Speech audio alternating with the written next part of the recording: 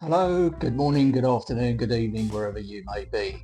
Today's subject matter is the price of fabrics and why there can be such a variation between similar qualities. So I'm going to take a look at it today, try and explain a little bit in detail for you to give you a better understanding. So no further ado, let's get straight into it. So the general factors for interior grade fabric, which is what we're actually talking about today, can be varied. So let's start with the composition.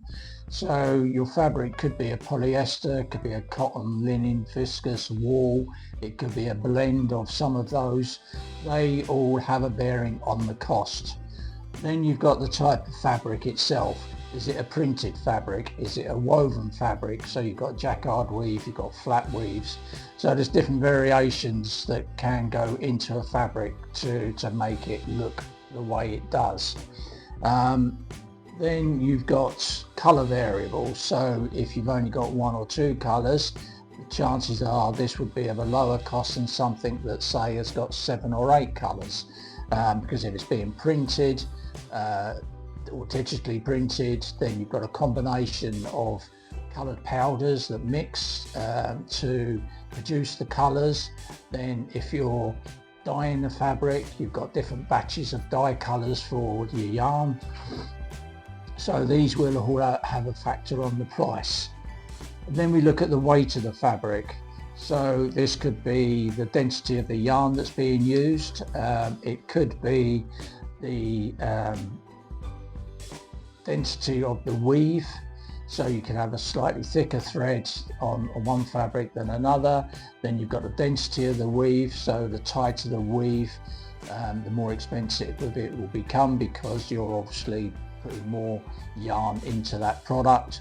This adds to the weight of the fabric, so then that gives the fabric a better chance of being used for harder wearing surfaces. You know, it may go into a commercial sector, so it has a higher rub test on the fabric. The one we use in the UK is generally a Martindale rub test. Then that adds to the price. And then from that you've got the production costs.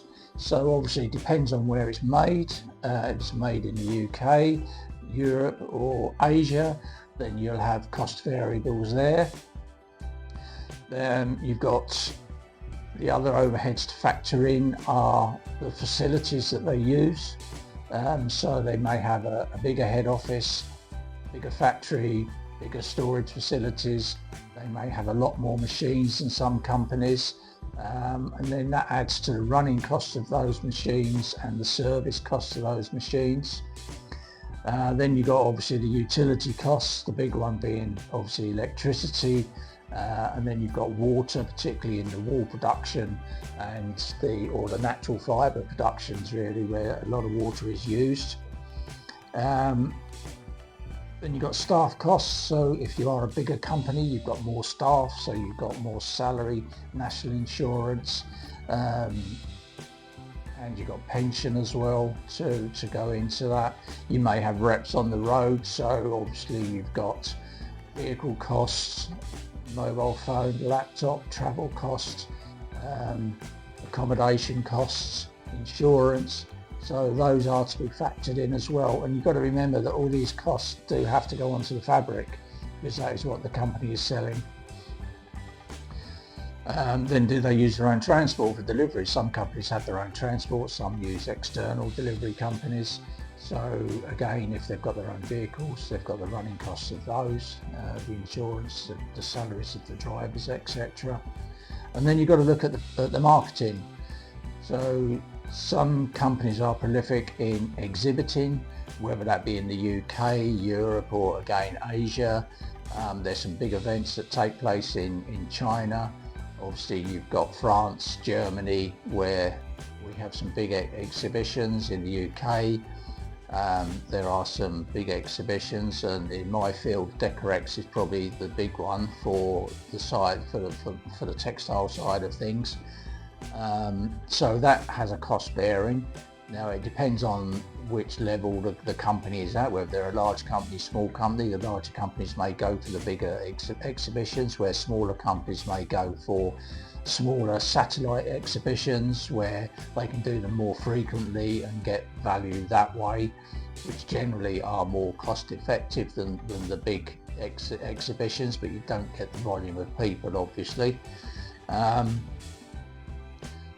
have they got a showroom? You know, some brands have got some big showrooms, which is obviously a sales aid, because it draws people to the showroom, tradespeople, interior designers, etc. So that is a sales aid which potentially does make them money, but it still has an overhead which has got to be paid from somewhere. Then you've got to look at the marketing. Where is their spend on marketing? Do they sponsor their Instagram posts or LinkedIn posts? Do they have a social media manager that runs that side of things? So these are all costs. Now some of these companies will get their costs back by the volume that they sell. So the more meterage they sell, the more turnover they have.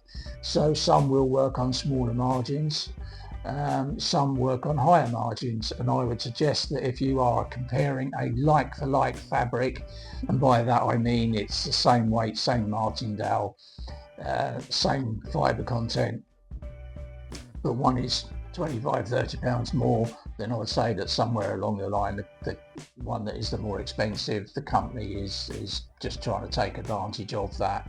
So if you're comparing like for like, you've got to remember that the quality of the fabrics are exactly the same, but you've just got to weigh up where you want to buy it from. Do you buy it from one company that's selling it cheaper, or one company that's selling it more expensive? I must emphasise it's got to be a like-for-like fabric. Some people say to me, oh well, I can get this fabric at X amount cheaper. And when you look at it, they're not comparing the same quality or even the same design in some cases.